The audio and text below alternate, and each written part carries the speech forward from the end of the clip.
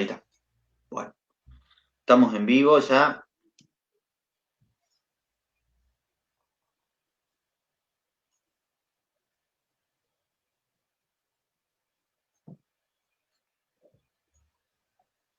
Ahí esperamos un segundo. Ya se empieza a sumar gente ya sin duda estaban esperando la largada. entrevista. Están muchos, ¿no? Dando ahora charlas, entrevistas a través de las plataformas, aparte de los cursos del propio equipo de ustedes, pero también en otros lugares, ¿no? Ajá. Y sí, es un momento de mucha actividad, ¿no?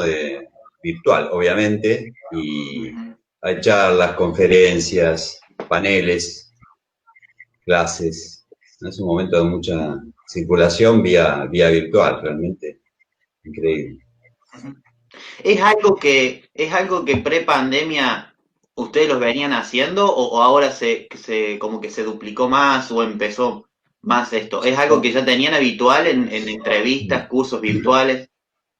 No, Se multiplicó. era común que nosotros fuéramos a dar alguna charla a algún lugar o nos convocaran para algún panel, pero siempre presencial. La Claro. presencia en las redes, así y con entrevistas en vivo y con situaciones así, es propio de esta época. Claro. Sí, nosotros en realidad, Franco, en el año, no sé cuál fue el año, pero cuando arrancamos punto seguido, arrancamos con cursos virtuales, pero los cursos virtuales que nosotros hacíamos Claro. en aquel momento no tenían ninguna situación sincrónica, digamos, no había ningún online, era todo vía clases escritas en las primeras plataformas, ¿no? Pero no, esto así creo que estalló, digamos, en la pandemia, ¿no? La idea de online y, bueno, todas las actividades se están haciendo así, las clases de grado y de posgrado también, ¿no? Así que... Las escuelas. Claro, obviamente. Claro. Y antes de comenzar bien con el tema, cuéntenos un poco de la plataforma de Punto Seguido. ¿Tienen un campus virtual ahí propio? ¿Utilizan otra plataforma? A ver, nosotros Para los tenemos cursos. una página web que es un reservorio de artículos y videos que en líneas generales son o bien videos de cada uno de nosotros o bien de nosotros en forma conjunta. Y tenemos también publicados artículos de cada uno de nosotros también y materiales que pueden consultar. Las novedades en la página están en la parte de artículos, videos y cursos. Ahora, los cursos no los damos en la página, los damos en una plataforma virtual, es una plataforma de acceso libre que se llama Moodle, que está adaptada para la página o la Asociación Civil Punto Seguido, y desde ahí brindamos los cursos.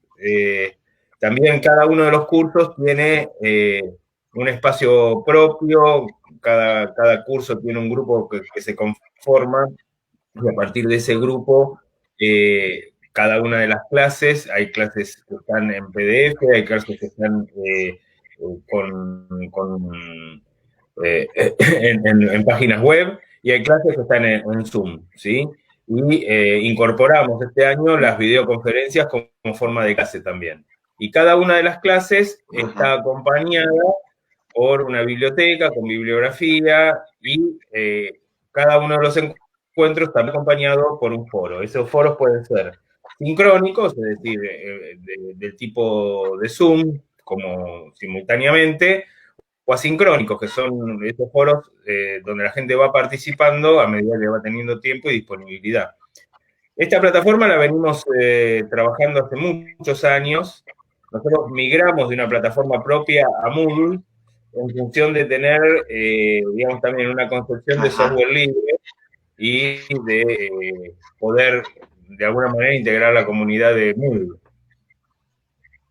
La gran novedad de este año Ahí, es post-pandemia, digamos, no post-pandemia, lamentablemente, pandemia, es que pasamos, digamos, de las clases que estaban como preparadas, escritas, que tenían algunos videos, a hacer clases directamente grabadas en video y encuentros Zoom. Entonces, evidentemente, eso le da otro dinamismo y otra interacción, otro contacto también entre los que participan y los que damos los cursos, ¿no? Que anteriormente, bueno, era más vía foro, digamos, ¿sí? O por mail eventualmente. Así que eso es una gran novedad y son cosas que son las pocas cosas buenas, digamos así, o interesantes que empuja esta situación de pandemia, ¿no? No, nos podrían recordar los libros que también pueden encontrar en la plataforma, ¿no? Todas sus publicaciones, artículos, escritos, también está todo ahí. Mira, en realidad no está todo ahí porque, bueno, los libros, digamos, no se pueden difundir, ¿no? Son propiedad de los autores y de la editorial. Entonces, lo que sí hay, y hay bastante, son artículos de cada uno de nosotros, de Daniel Levy, de Sergio Rascobán y mío, que fueron editados en publicaciones que son que se pueden compartir, ¿no? Entonces no están todos los textos, hay fragmentos de algunos de los textos que sí publicamos por alguna editorial, pero hay bastante material, material, digamos, del recorrido como decía Dani, de los tres y de cada uno, sobre todos los temas que hacen al campo de la salud y la educación en esa intersección. Pero hay otros textos que, bueno, no están por un tema, digamos, de compromisos con las editoriales, ¿no? Por ejemplo, el libro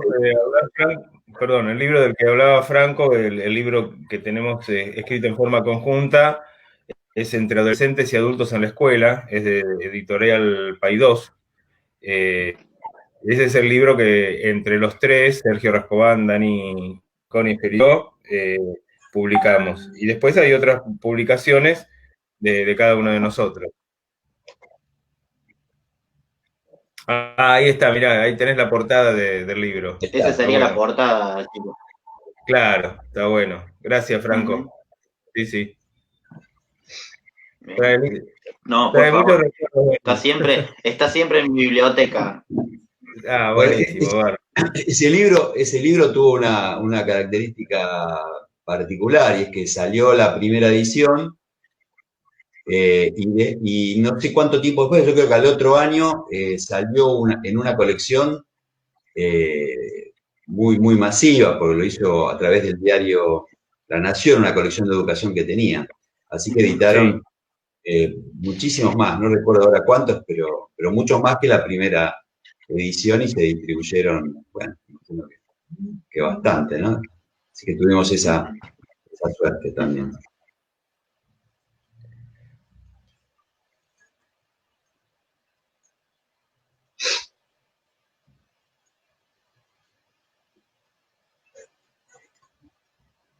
Perfecto. Bien, bueno, se va a sumar.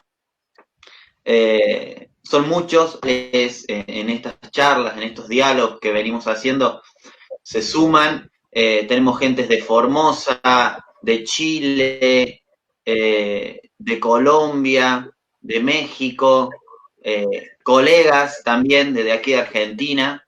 Pero bueno, gente de otros países nos siguen muchísimo en la plataforma, así que le decimos buenos días a todos y a todas los que nos siguen siempre y siempre con la idea, le comento, con la idea de seguir profundizando en la formación, en la capacitación de todos los profesionales, así que me parece que tenerlos hoy a ustedes es un placer para mí también y seguramente para toda la gente que está esperando escucharlo.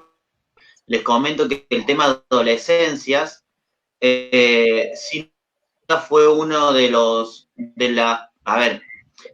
las cuestiones que encontraban muy pocas capacitaciones, todos los profesionales del área sí, cuando realicé la encuesta en el grupo privado, fue uno de los primeros, ¿no? Que decía, bueno, a ver cuál era la posibilidad en donde no encontraban cursos, ¿no? De formación para que los ayuden en sus prácticas. Y uno de los temas fue adolescencia. Sina, y ahora abrimos una pregunta inicial. ¿Por qué la pluralidad en adolescencias? Y así abrimos el tema de diálogo hoy. Bien, bueno, empiezo yo, Dani, ¿te parece? Dale, ¿cómo no? A ver, la intención al poner el plural es poder dar cuenta de que el tránsito por la adolescencia tiene distintas características según las situaciones socioeconómicas y culturales que cada uno de los adolescentes está atravesando. Nosotros venimos sosteniendo una idea de adolescencia que rompe con la idea de la esencia del adolescente y la pone a trabajar la circunstancia del adolescente en términos de relaciones, con los otros. Y esas relaciones son relaciones epocales, es decir, tienen características de la época y son relaciones socioculturales. Con lo cual, ¿cómo va a ir diagramándose la adolescencia de cada uno de los chicos? Va a estar en función de las disponibilidades socioculturales y epocales que tenga a mano. Entonces, con la idea de nombrar las adolescencias, lo que queremos visibilizar es que no todos los pibes atraviesan la adolescencia de la misma manera. Y que las formas a través de las cuales se le puede brindar a esta etapa distintos sostenes varía según las circunstancias y los contextos en los cuales cada uno vive. El artilugio del plural lo que hace es, de alguna manera, mostrar que no hay una única adolescencia, que no hay una única manera de atravesar esta etapa vital y que la configuración de las distintas adolescencias están vinculadas a situaciones biográficas y situaciones contextuales de cada uno de los adolescentes. Entonces, muchas veces el reduccionismo de pensar al adolescente como un sujeto universal y único, de alguna manera lo queremos romper mostrando una pluralidad de formas y de maneras de atravesar la adolescencia. Ahí hay un debate interesante que no habría que confundir con este plural, ¿no? Es que hay una universalidad en relación a los derechos, ¿no? Cuando hablamos de los derechos de niños, niñas y adolescentes, en este caso de los adolescentes, es para todos. Y en ese plano, el tema de derechos, sí hay un universal. Digamos, sería, bueno, todos y todas las adolescentes. Pero, bueno, como decía Dani, el plural trata como de romper, sobre todo porque en el campo de la psicología, de la psicopedagogía, en el campo de la salud mental, durante mucho tiempo hubo como representaciones y construcciones teóricas que eran un poco, ¿cómo decir?, esquemáticas, ¿no? Había como algunos modelos para pensar, y esos modelos, con el tiempo, por supuesto, se fueron descubriendo que también tenían unas marcas de época, incluso quiero decir, hay tres cuestiones para pensar que Dani un poco estaba planteando, y subrayo tres cuestiones. Una es la relacional, decía Dani, ¿no? Así, no se puede pensar el adolescente si no es en relación con. ¿Y con quién? Con los adultos que lo nombran, lo piensan, lo estudian, escriben, ¿no? Entonces, hay un tema relacional que me parece fundamental para plantear siempre allí, y al mismo tiempo histórico, decíamos, porque la adolescencia es un invento podemos decir, del siglo XX, lo decimos rápido, pero de algún modo es un invento del siglo XX, así como la infancia fue un invento de los siglos anteriores. Cuando decimos invento no quiere decir que no había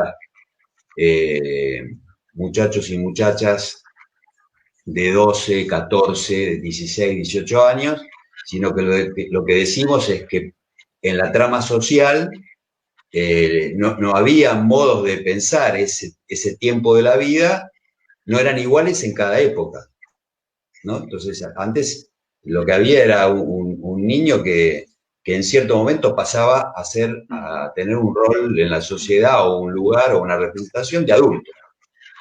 Siglo XX, mediados del siglo XX, empieza a construirse una especie de sensibilidad social para pensar que hay un tiempo de transformación, de mutación, de cambios, que ese tiempo es un tiempo que está muy asociado a la escolarización, a la formación, y que ese tiempo tiene algunas características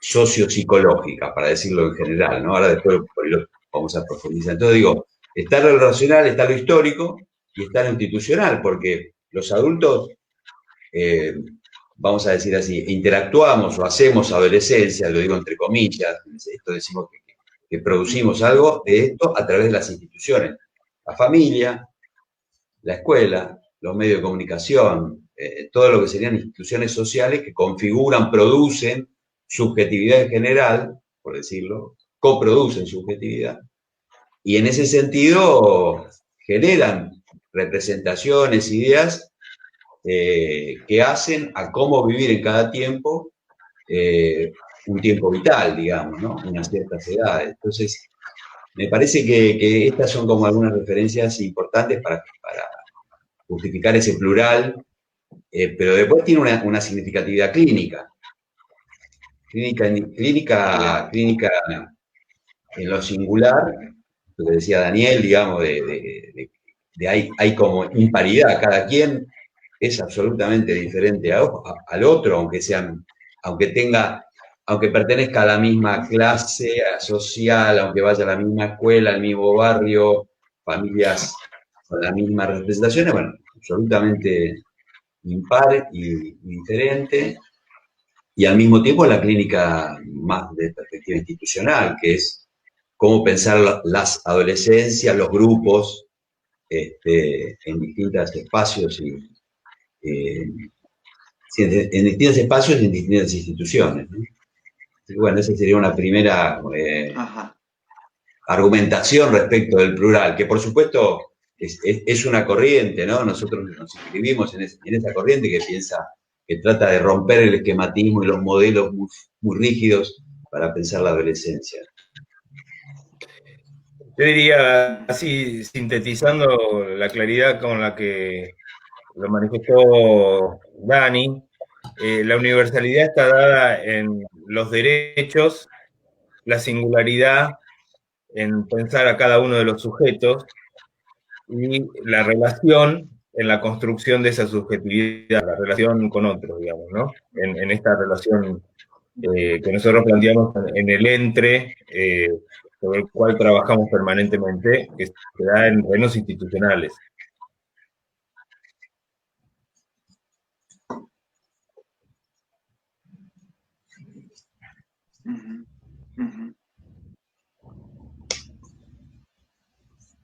Quería preguntar, habíamos acordado en que te iba a decir Levi, ¿no? Porque Dani, Dale. los dos se llaman Dani, así que... A ver cuál responde. Claro. ¿Cuáles son las características?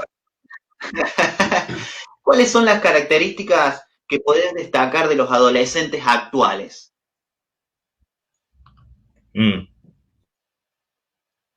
Vamos a ir respondiendo conjuntamente con Dani, así. Bueno. Yo creo que cuando nosotros hablamos de características epocales, tenemos que tener en cuenta distintas caracterizaciones de época que hacen a los adolescentes actuales. Yo voy a destacar algunas que me parece que son significativas, y lo invito a Dani a que me amplíe o que de alguna manera complemente la información. Yo vengo trabajando mucho una noción que tiene que ver con las subjetividades que se generan a partir de la intervención de las nuevas tecnologías en la vida de los sujetos. Y vengo mencionando un tipo de subjetividad caracterizada por los medios de comunicación y por las redes sociales. Esa característica que influye notoriamente en los más jóvenes, la llamo, por ponerle algún tipo de nombre, una subjetividad mediática, ¿sí? Yo creo que los adolescentes en este momento transitan, viven y se comunican fundamentalmente por las redes. Por supuesto que siempre nos encontramos con el inconveniente de universalizar a un sujeto en prácticas, con lo cual hay distintas posibilidades y hay distintas situaciones para los adolescentes en relación al uso de las nuevas tecnologías. Lo que estoy describiendo es como un fenómeno de época y no necesariamente un fenómeno que se reproduce en cada uno de los adolescentes. Pero lo cierto es que se conforman comunidades de relación y estilos y tipos de vínculo que en otros momentos no conocíamos. Y esto me parece como un dato distintivo de las adolescencias actuales. Digamos, el modo de vínculo y el modo de relación y de comunicación a partir de la interacción dentro de las redes sociales, dentro de los vínculos que se pueden formar en la virtualidad. La otra característica que yo podría destacar de lo que es la adolescencia actual es un nuevo posicionamiento respecto de la sexualidad o las identidades sexuales. Digamos, hay insisto con esta idea de que no es algo que yo pueda generar como un sujeto universal, pero sí como situaciones novedosas o como situaciones de transición de ciertas subjetividades, donde ya no prevalece una situación de género dicotómico entre los dos géneros, masculino y femenino, sino que hay posiciones novedosas respecto de la identidad sexual. Y esto me parece que, bueno, es una novedad dentro de la constitución subjetiva de los adolescentes, donde aparece otro tipo de posicionamiento y aparece otro tipo de caracterizaciones. Si yo tuviera que seguir describiendo características actuales, me parece que hay una situación, y esto nos va a llevar después a poder profundizar el tema, de situaciones de los adolescentes actuales en situación de ciertos riesgos. Nosotros vamos a abarcar un tema que es el que nos preocupa. Sí. Nosotros tenemos en nuestro país, en este momento, dos índices de mucha preocupación, entre otros, tiene que ver fundamentalmente con que la primer causa de muerte en Argentina de los adolescentes está vinculada a accidentes de tránsito. Y la segunda causa de muerte de los adolescentes está relacionada con eventos de suicidio. Esta situación es novedosa para las adolescencias. Digamos, nosotros no teníamos hasta hace unos cuantos años atrás estos índices ni esta situación de riesgo de la vida adolescente, ¿sí? Esta es otra característica también de las adolescencias actuales, con todo lo que esto configura, ¿sí? Hay, como en todas las adolescencias, una marcada situación de pertenencia grupal o pertenencia generacional, pero con situaciones de inclusión y exclusión muy marcadas en los grupos etarios. Y esto también dio origen a distintas violencias en las instituciones.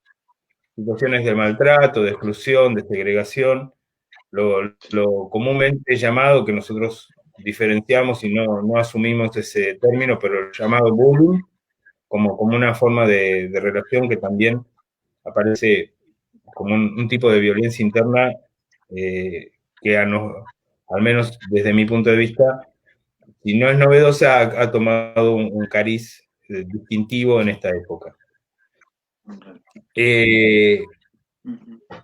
Lo que aparece también para mí como una marca importante de época para estas adolescencias es que estas adolescencias son sujetos de derecho.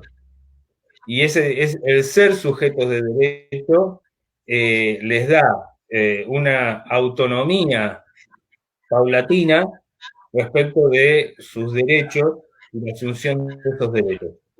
Y esos derechos tienen que ver con un montón de planos de relación y de asunción de identidades. Y me parece que hay organizaciones que responden a la defensa de los derechos de los adolescentes, sobre todo en las situaciones de vulnerabilidad que están atravesando algunos sectores de la adolescencia. Entonces, para sintetizar una caracterización de época actual de las adolescencias, yo lo vincularía con un nuevo rol en relación a los derechos, con una caracterización diferente respecto de sus relaciones a través del uso de las nuevas tecnologías, con un posicionamiento distinto respecto de la sexualidad y con situaciones de convivencia diferentes a otros momentos. Ese sería, para hacer un recorrido temático, algunas de las características que yo destacaría. No sé, Dani, si querés agregar algo, coincidís. Sí, yo complementaría lo que venías hablando, pensando que cuando hablamos de características de la adolescencia, hecha la salvedad, digamos, que lo que uno puede decir en general son algunos rasgos que la época parece señalar, ¿no? Pero que esos rasgos, en realidad, no son solo exclusivos de muchos adolescentes, sino que son rasgos que tendríamos que leer en nuestra cultura, con los distintos marcos culturales.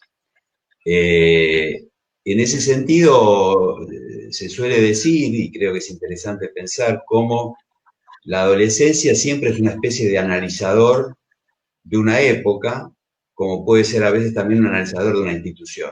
No la adolescencia, sino algunos hechos, algunas situaciones, donde algunos adolescentes o grupos de adolescentes marcan con su decir o con su acto subrayan o resaltan, subrayan alguna fractura de la institución que armamos los adultos. ¿Sí? Es como si fueran lo que se podría llamar, en otros términos, un síntoma social.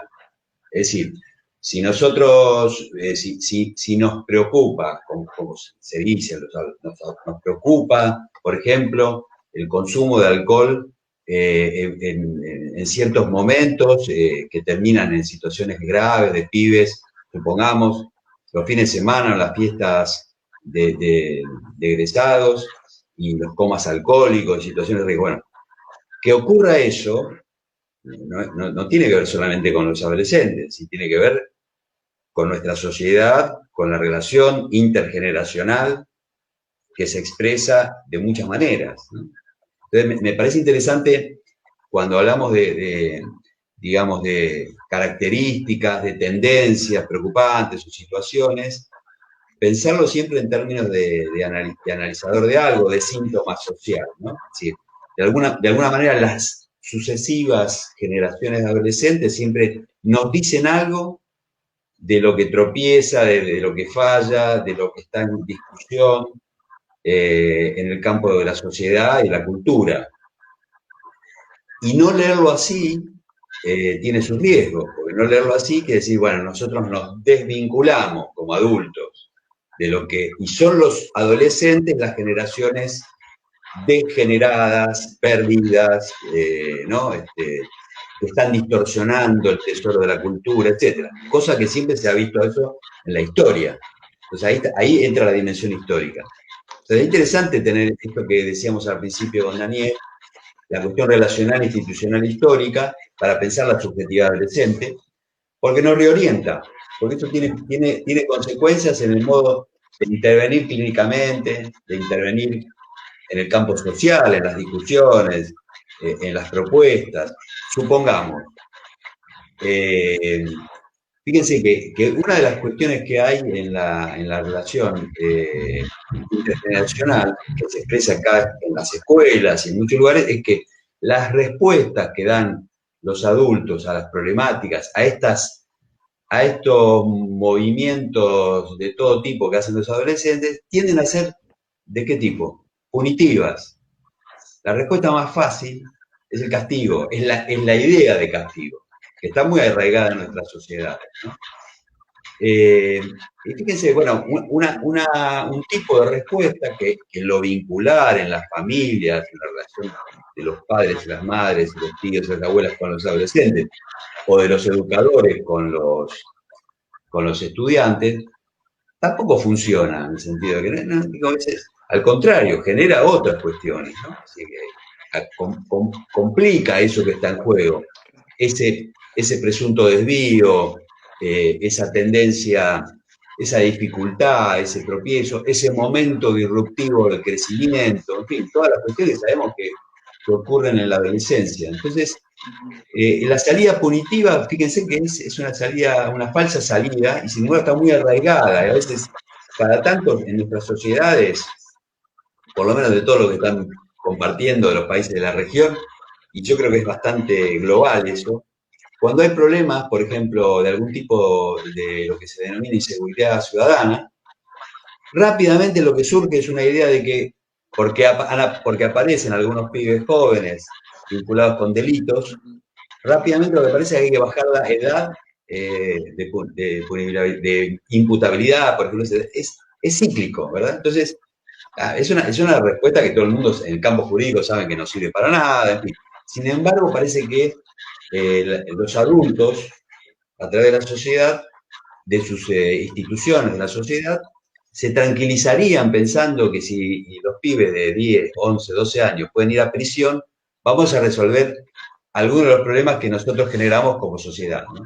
Entonces, vuelvo a decir, está lo punitivo, y el otro costado, que creo que los que nos están escuchando también lo van a percibir rápido, es lo que nosotros llamamos la renuncia a la posición del adulto, del educador, ¿no? La renuncia de decir, bueno, ya no sé qué hacer, me borro, sería como se dice en la Argentina, es decir, me voy corriendo de un lugar que sigue siendo importante, de interacción, de cuidado, de sostén, de andamiaje, como decía Dani, de acuerdo a la autonomía gradual y creciente que es la tarea del adolescente, ¿no? ¿Qué es lo que hace el adolescente? Se va desprendiendo del mundo de la niñez y de las relaciones de niño-niña o niñe con su entorno, con su familia, y va entrando a otro mundo, que es el mundo que llamamos adulto, que no sabemos del todo ahora en esta época bien de qué se trata, porque hay una juvenilización también del mundo adulto, ¿no? Una especie de entre juvenilización e infantilización tomado como adjetivo esta vez. Y ese tiempo requiere un sostén flexible, crítico, confiable, con convicciones, pero al mismo tiempo capaz de estar atento a estas características que Dani describía en relación al lugar de los medios de comunicación, de las redes sociales, la pantalla, que ahora, digamos, es muy gracioso lo que trajo la pandemia, ¿no? Porque muchos adultos criticaban muchísimo a sus adolescentes respecto de su dependencia y conexión con las pantallas y con las redes, y resulta que estamos todos ahora en una relación absolutamente simbiótica con las pantallas, ¿no? Entonces, esas paradojas son habituales. Entonces, ¿de qué se trataba el otro? Bueno, hay muchas respuestas que tienen los adolescentes a las preguntas que nosotros podemos hacer, también al revés, ¿no? ¿Se entiende? No solamente tenemos nosotros que dar respuestas, si las tenemos, sino construir relaciones con los adolescentes que permitan construir respuestas y vías alternativas a un mundo que, por otra parte, no anda muy bien, digo, más allá del virus, ¿no? Es un mundo que tiene muchos problemas y no lo hicieron los adolescentes ese mundo.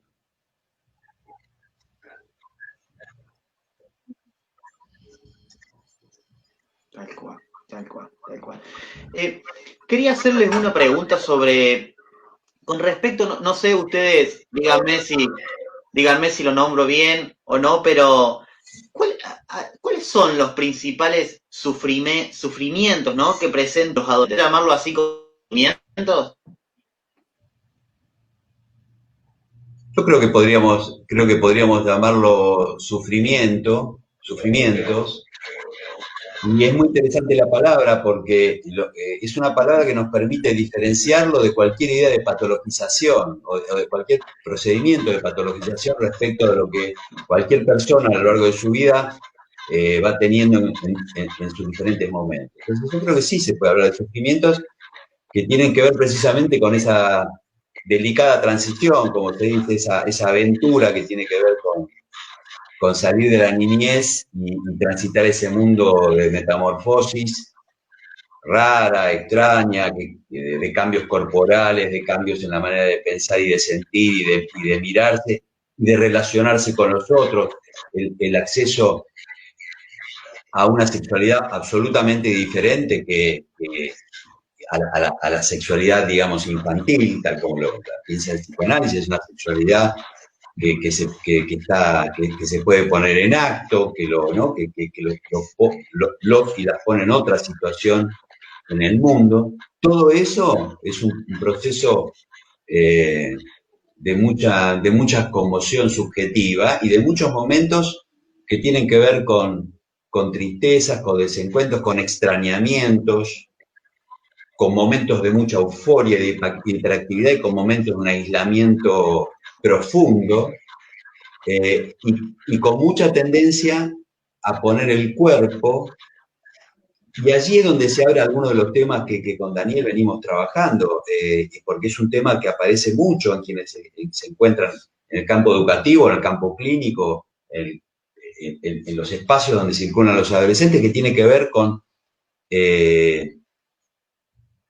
por una parte, el lugar que tiene el cuerpo, la experimentación que los adolescentes necesariamente tienen que ir haciendo con el cuerpo, más o menos según su propio recorrido, los sufrimientos que trae eso y a veces la imposibilidad de dar cuenta a través de las palabras o de registrar los sentimientos de esos sufrimientos que van teniendo, que pueden ser muy concretos a veces, pueden tener que ver con situaciones complicadas que están atravesando en su vida familiar o personal, o pueden ser sencillamente existenciales, ¿no? Ese momento adolescente que están transitando, y por eso es que en muchos momentos algunos adolescentes recurren a lastimarse, a tomar el cuerpo como un lugar de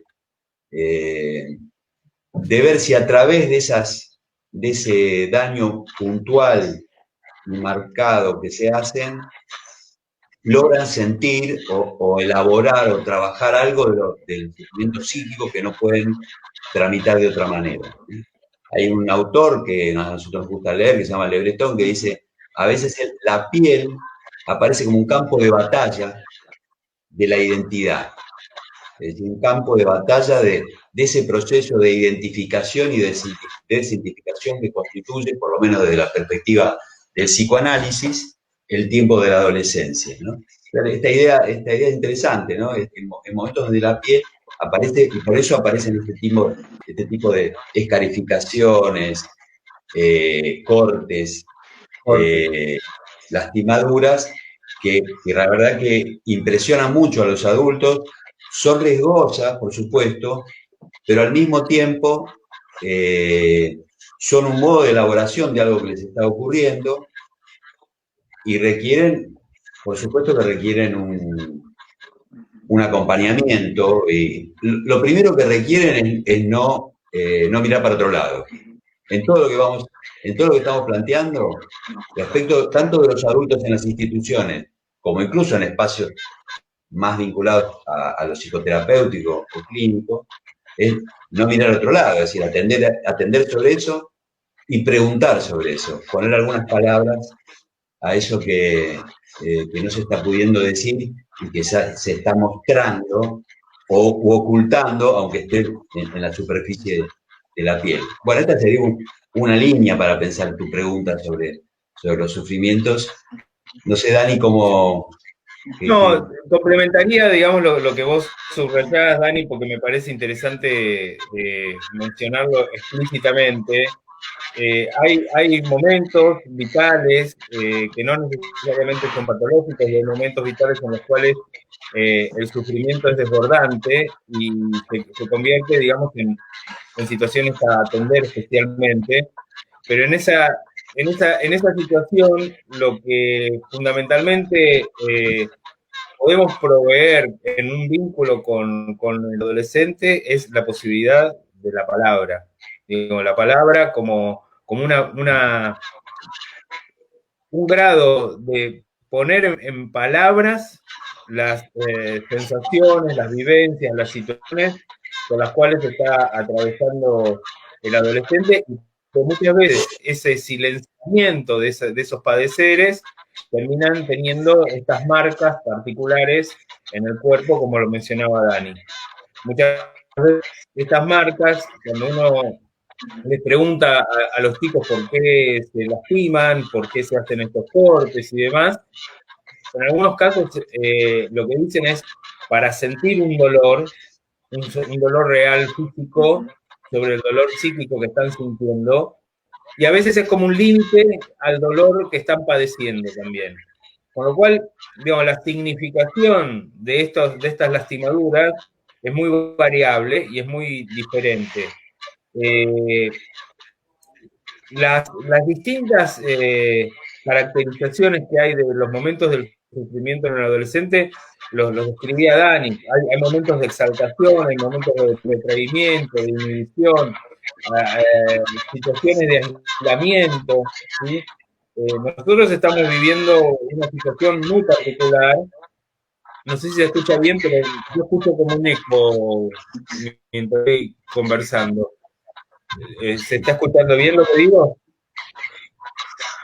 No, se escucha bien. Y justo enganchás con la pregunta, Dani, que sí, perdón. Justo iba a hacerle la pregunta si todo esto que están comentando, si todo esto que está comentando realmente se potencia con la situación de pandemia, digamos, ¿no?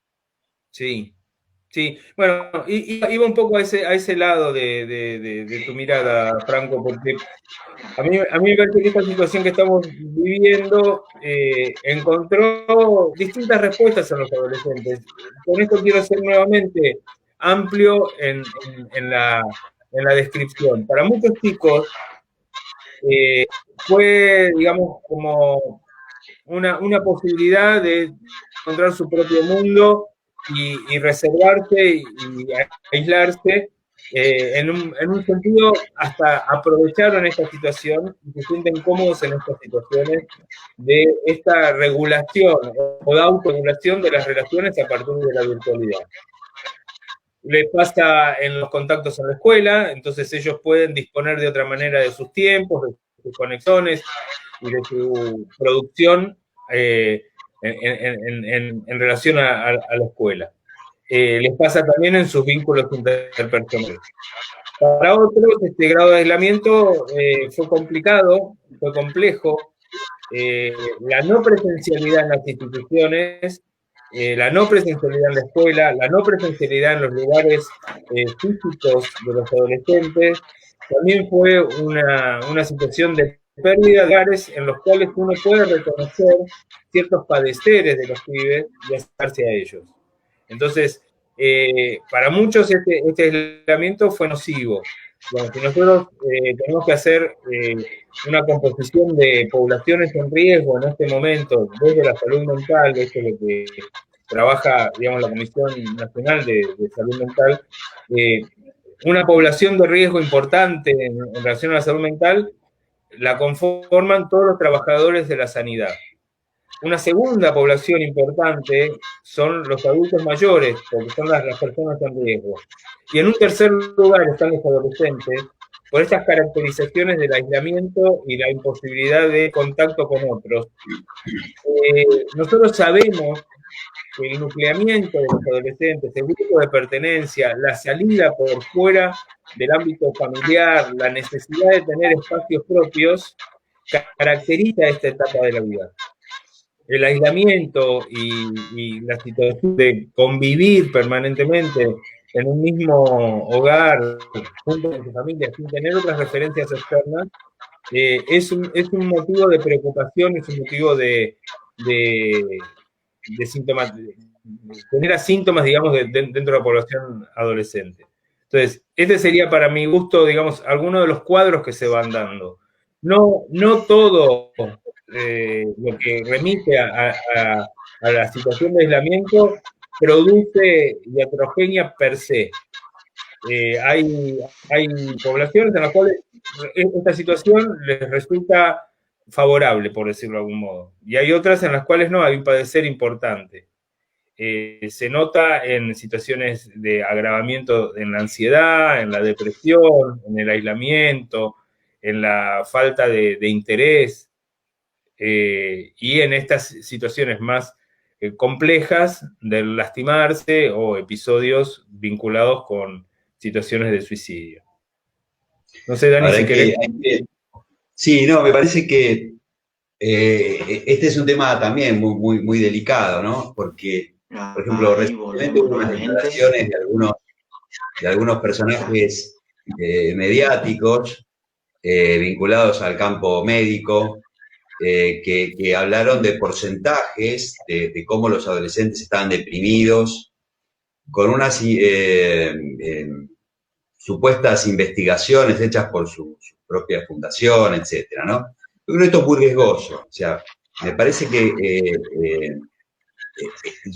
primero uno podría decir lo siguiente. Después de 4 o 5 meses de estar en niveles altos de aislamiento, uno estaría preocupado si alguien no tiene ningún efecto de eso en su vida grupal, familiar, individual, ¿no? Digamos, algunos efectos tiene que producir ese cambio rotundo en las relaciones, en la vida, en la posibilidad de salir hacia el exterior, en la conexión con otros más allá de su entorno. Entonces, que haya efectos, distintos efectos de esto, no quiere decir que eso sea rápidamente catalogable en términos de depresión, en términos de alguna patología psiquiátrica o psicológica. Entonces, volvemos a lo que decíamos antes. Indudablemente esto produce distintas respuestas y tipos posibles de sufrimiento, que por otra parte, si necesitamos usar la palabra, digamos, son normales. Y hay otras situaciones, indudablemente, que pueden requerir, que son de mayor complejidad y que pueden requerir entonces una atención específica o de intervención en una situación aguda. Pero me gustaría hacer ese planteo. Entonces, por supuesto que en el caso de los adolescentes, lo que Daniel planteaba es indudablemente la función del encuentro con otros y la salida, lo que llamamos, es la representación clara de la exogamia, ¿no? Salir del núcleo familiar.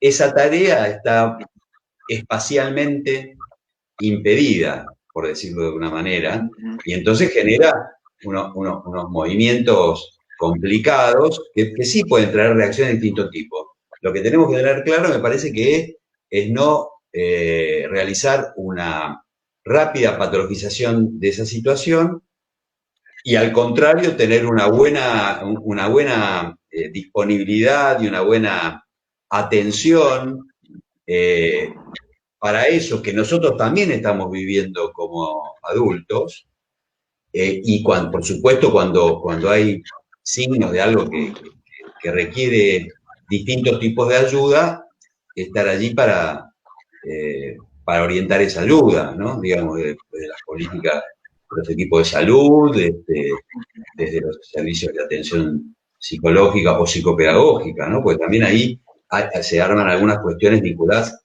creo, muy fuertemente con un abandono de la relación con la escuela en las nuevas condiciones que estamos viviendo. Pero me parece, hoy me parece que, y aprovechamos este espacio que estamos hablando y que vos nos brindás, Franco, es muy importante una posición crítica, digamos, de los trabajadores, agentes, profesionales del campo PSI, respecto de las cuestiones que están pasando, porque no tenemos las respuestas en los libros.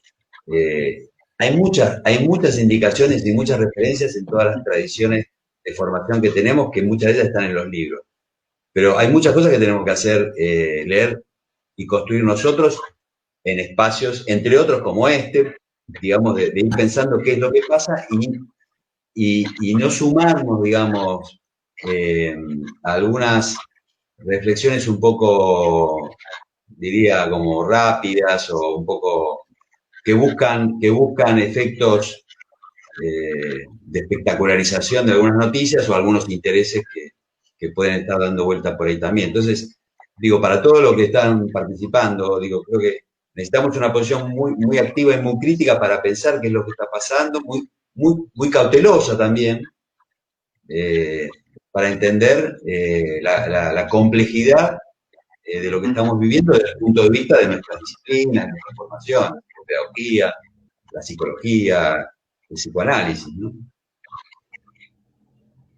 Sí, para redondear una idea también, Dani, creo que como adultos debemos estar en este momento, más que nunca, como disponibles y receptivos a las distintas situaciones que se van sucediendo.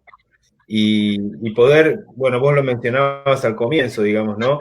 Entrar en diálogo, preguntar, tratar de no estigmatizar y tratar de acercarse a la situación que cada uno de los chicos está atravesando en este momento.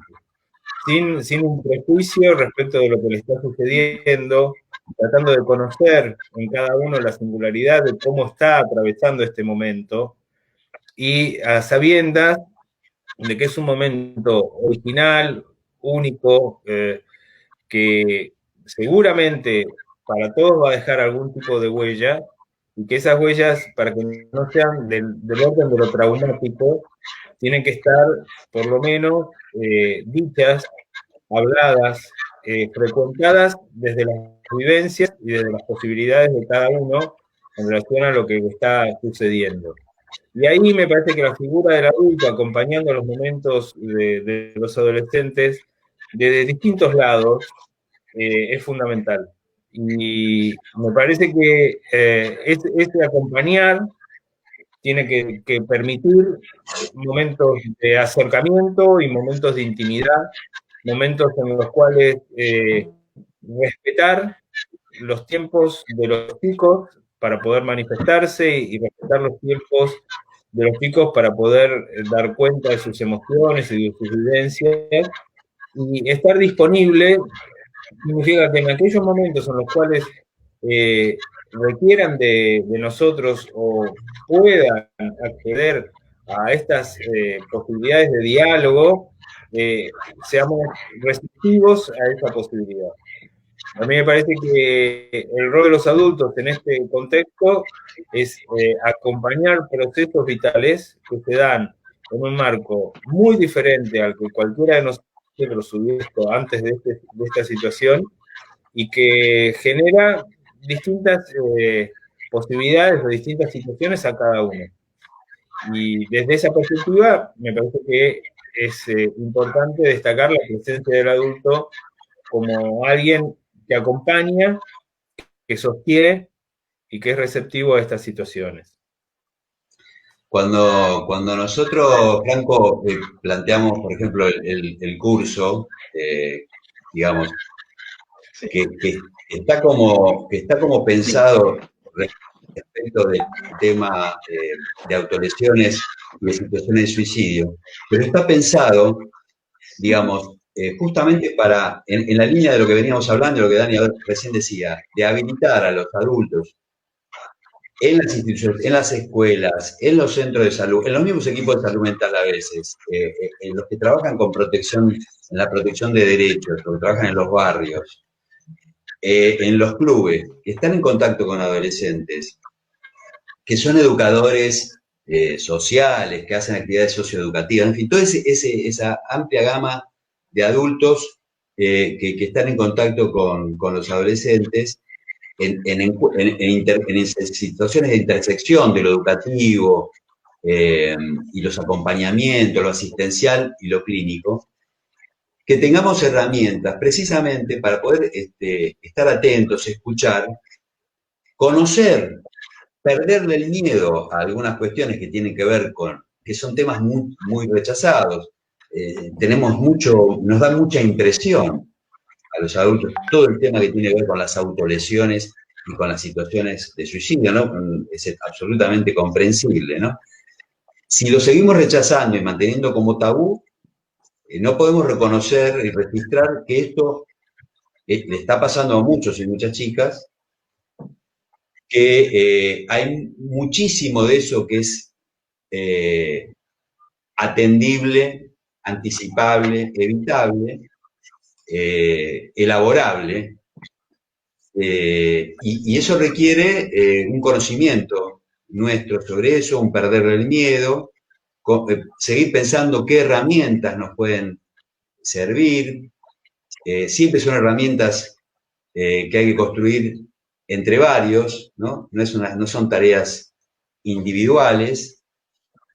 Y hay un campo muy importante, porque fíjate, una de las primeras cuestiones que se dicen, no las decimos nosotros, son las recomendaciones más habituales, sin embargo va contra un cierto sentido común o un sentido del hacer, que es, por ejemplo, antes decíamos, si una chica, la compañera de otra muchachita viene y nos dice que su amiga se corta, bueno, nosotros tenemos que tratar de preguntar sobre eso, preguntar sobre esos cortes a esa muchachita, no va a hacer que se corte más, al contrario, abre un camino de poder avanzar sobre eso que le está pasando, poner las primeras palabras sobre eso. En general, no siempre, pero en general produce un alivio, ¿no? Le produce un alivio, la puede hablar con un adulto de la escuela o, bueno, por supuesto, un familiar o quien sea. Y entonces entramos en otra etapa de eso que le venía pasando y que ella solo encontraba, en ese caso, el medio de lastimarse, cortarse, para dar cuenta de algo que incluso por ahí no sabía bien de qué se trataba. Y a veces sí sabía bien de qué se trataba, porque podía ser una situación de abuso, una situación de violencia o alguna situación muy específica que también puede develar las preguntas por una autolesión, ¿no? O por una idea de suicidio que un chico o una chica está, como decimos a veces, y no, como jugueteando, entre comillas, y aparece ahí y nos da miedo hablar de eso. Bueno, de qué se trata, qué pasa. Y por supuesto, primero es hablar y después ver cómo encauzar ese primer hablar de distintas maneras. Entonces, digo, para orientar un poco, nosotros no es lo que estamos trabajando allí, si bien tiene algunas partes más, digamos, de clínicas, pero en general lo que estamos tratando de trabajar es precisamente cómo brindar herramientas a los distintas instituciones y adultos para perderle miedo a eso y bueno, avanzar un poco sobre ese tabú, digamos así. Es muy importante esto que dice Dani, Franco. Como sería habilitar la palabra, ¿no? Permitir profesional, pero que pueda habilitar. No, hablaba con respecto a lo que decía Dani recién, que tiene que ver con habilitar la palabra, ¿no? Poder escuchar, poder no juzgar, no patologizar, como decían. ¿Eh? Sí, le iba a decir. Sí, tal cual. No, esto que decía Dani a mí me parece importante en el marco de la charla de hoy. Nosotros estamos construyendo un curso a partir de la experiencia y el trabajo en distintas instituciones y con distintos actores, escuchando también la voz de los adolescentes y viendo, digamos, las distintas situaciones que se les van planteando. Y que en líneas generales, como decía Daniel, el suicidio siempre aparece en un plano de un tabú, de algo de lo que se oculta, algo que se habla poco, a lo que se le tiene muchísimo miedo. Y cuando alguna de estas escenas irrumpen en una institución, son de una conmoción inmensa. Se trate de un suicidio consumado, se trate de un intento de suicidio, la conmoción que genera, por ejemplo, en la escuela, es una conmoción muy, hasta te diría, desestructurante, porque no es algo esperable en términos de lo que es la escolaridad, de que un joven, una chica, un chico, contra su propia vida por un padecimiento que tiene. Y es muy doloroso para el conjunto de la comunidad educativa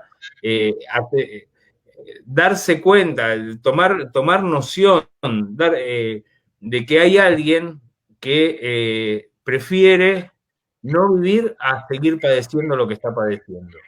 Y por otro lado, es contrario, digamos, a las expectativas que hay dentro del plano educativo, donde siempre se considera a los jóvenes, digamos, en una actitud hacia el futuro, una actitud proactiva y demás. Entonces, todas estas vivencias, todas estas prejuicios, todas estas ideas acerca del suicidio, de los intentos de suicidio, de las lastimaduras que se producen en los jóvenes, quedan muchas veces invisibilizadas en las instituciones. Pero fundamentalmente esta invisibilización tiene que ver con la imposibilidad o la dificultad o el temor o el prejuicio de los adultos de poder tocar estos temas. Y generalmente estos temas circulan entre los chicos sin posibilidad de intervención adulta.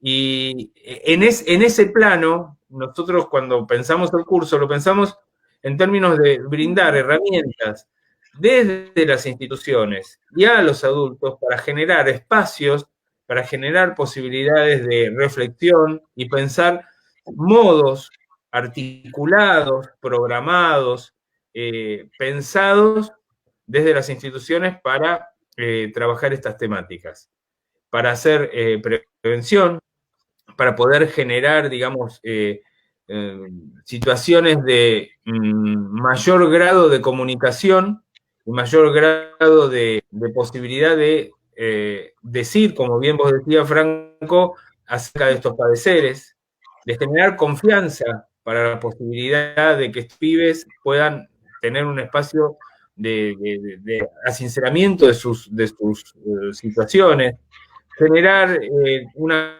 comunicación horizontal, con la posibilidad de que los chicos también generen espacios propios en los cuales poder hablar de estas situaciones.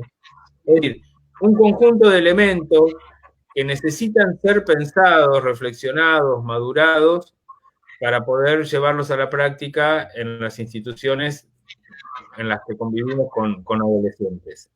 La propuesta que estamos haciendo es una propuesta amplia, es una propuesta que, si bien algunos elementos del campo de la clínica, fundamentalmente está destinada a quienes trabajamos en las instituciones y a quienes estamos en contacto permanente con los adolescentes. Y que sabemos, quienes estamos en contacto con ellos, es una problemática que en el día a día acontece en las instituciones y acontece en la vida de los pibes. Y hay otro elemento que tiene que ver con que en realidad nosotros pensamos que el modo, digamos, de pensar esta problemática y de posicionarnos frente a esta problemática en las instituciones, de parte de los adultos, de parte de los distintos espacios y propuestas institucionales, si queremos decir, preventivo, no solamente para estas problemáticas. Es decir, lo que estamos planteando, siempre vamos a llegar al punto digamos, para poder trabajar esta problemática, es trabajar un conjunto de otras problemáticas que son similares, que tienen que ver, digamos, no sé, con situaciones de violencia, con otros tipos de sufrimiento y situaciones singulares que ocurren. Entonces, bueno, lo que estamos tratando de plantear es, bueno, hay que conocer ciertas cuestiones, hay que perder ese miedo, hay que entender cómo funcionan, hay que estudiarlo, digamos, y después hay que seguir pensando qué tipo de vínculos y qué tipo de propuestas vamos haciendo todo el tiempo, qué disposición a la escucha nuestras instituciones van logrando cada vez. Y es algo individual, pero sobre todo es algo de enfoque más institucional, ¿no? Por ejemplo, como una escuela o como un centro de actividades está trabajando en el modo de relación que tienen los adultos con los pibes, cuánto pueden darse cuenta de lo que les pasa a los pibes. Bueno, ese es el enfoque principal. Después, claro, hay que perder el miedo a algunas cuestiones, saber cómo intervenir, saber cuándo hay que hacer una derivación, cómo hacer esa derivación también en el caso de que lo hubiera que hacer, cómo hablar con las familias, en fin, hay allí una cantidad de cuestiones que son importantes. Lo que quiero decir es que nosotros que pensamos que este es un modelo, por llamarlo de una manera, un estilo, una guía, un conjunto de criterios y de orientaciones que sirven para esto y para un conjunto de situaciones complejas que son parte de la relación que los adultos tienen con los adolescentes en las instituciones donde ellos transcurren, ¿no? Es un poco la idea.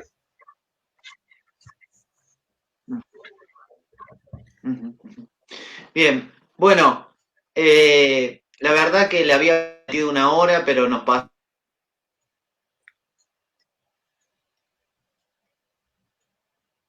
pasamos un poquito. Te pido disculpas. Vamos viendo cómo es un tema que realmente la gente está preguntando muchísimo. Realmente, sin duda, es una temática que preocupa, que quizás existan pocos espacios para poder dialogar sobre esto, y quiero felicitarlos por este tiempo, ¿no? Por darnos la posibilidad de enriquecernos y sin duda de seguir abriendo nuevas miradas o nuevas modalidades a seguir aplicándolo en nuestras prácticas. Así que yo les mando un fuerte abrazo, y a toda la gente que nos sigue en el grupo, que fueron un montón, sin duda estaban esperando la charla, porque es una situación que preocupa, como lo dije. Me queda decirles que les agradezco el tiempo que se ha dado para poder comentarnos esta propuesta muy, pero muy interesante, y que pueden ingresar ahí en los comentarios, en las páginas, pedir información, y bueno, y sin duda espero verlos en el curso y seguir dialogando sobre esta temática que hay que profundizar porque es muy, muy interesante. Bueno, muchísimas gracias a vos, Franco, por la convocatoria. Muchísimas gracias a la gente que estuvo este tiempo atenta y participando. La verdad, para nosotros es un gusto formar parte de esta mañana de la página de ustedes. Y bueno, nos esperamos a los que estén interesados a sumarse a esta propuesta de formación y seguir construyendo entre todos distintas herramientas para abordar una temática que sabemos que es difícil, pero que es necesaria. Muchísimas gracias. Gracias, Franco. Muchas gracias por el espacio y por el diálogo que armamos, que siempre nos da para seguir pensando cuando uno va hablando, ¿no? Está presentado como clase, pero así una clase es interactiva y da para pensar las preguntas, las cosas que vamos conversando, y a todos los que estuvieron allí participando desde sus casas, desde sus redes. Un saludo para todos y bueno, será hasta la próxima. Gracias. Gracias. Hasta luego. Bueno, hay muchísimas, le comento los lugares, antes de que son mucha gente de Argentina, Costa Rica, México, Chile, Uruguay, Venezuela, Ecuador. Bueno, fueron todas las personas que estuvieron siguiéndonos hoy en esta entrevista, así que sin duda hay mucha gente que le va a interesar profundizar en esta. Así que bueno, un abrazo enorme a los dos. Muchísimas gracias. Que estén bien. Abrazo. Hasta luego. Chao, chao.